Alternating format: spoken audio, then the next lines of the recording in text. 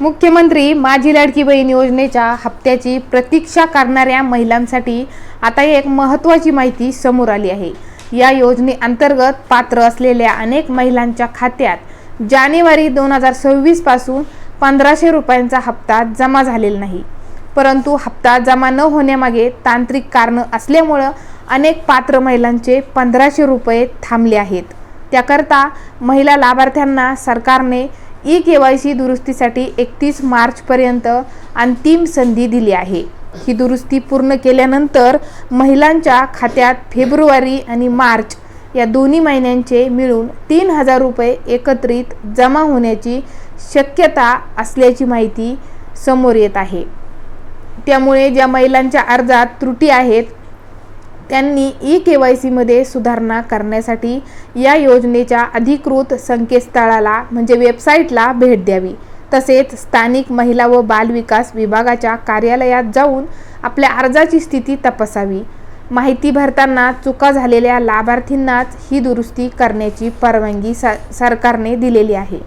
लाडकी बहीण योजनेच्या कडक पडताळणीनंतर राज्यभरात आतापर्यंत सुमारे 70 ते 80 लाख महिलांचे अर्ज अपात्र झाले आहेत।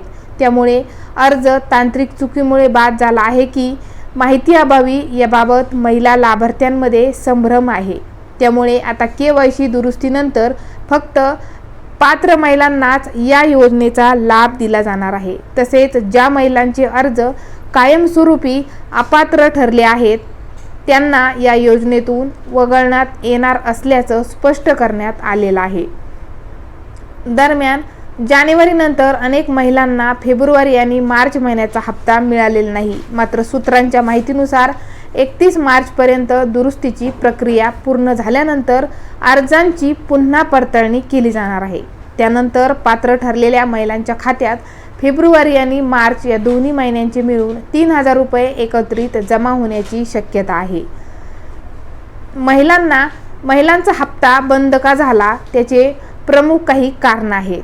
पहिलं कारण म्हणजे बँक खात्याचा चुकीचा तपशील म्हणजे बँक खाते क्रमांक किंवा IFSC कोडमध्ये चूक असले त्यामुळे देखील महिलांचा हप्ता बंद झालेला आहे।